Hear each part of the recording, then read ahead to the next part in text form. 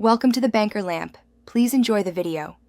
You start by enabling Apple ProRes in settings so the codec is available immediately. Next, make sure you have ample free space and a charged battery because ProRes files are large and hungry. Open the camera app and select video, then choose the resolution and frame rate you need for the project.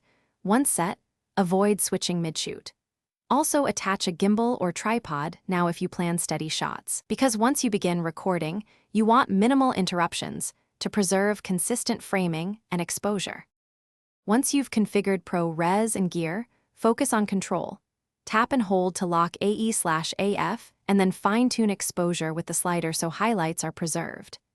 Use a variable ND to maintain cinematic shutter speeds in bright conditions and stabilize on a gimbal for motion.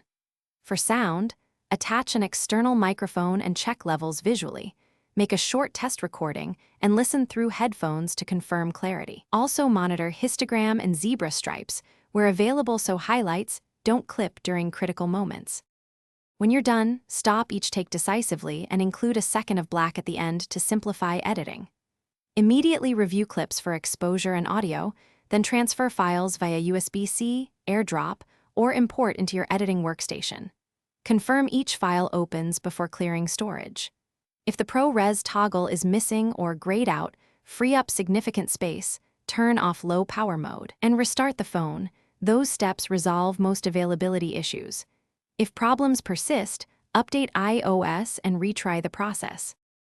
Thanks for watching. If this was helpful, leave a like and consider subscribing. See you next time.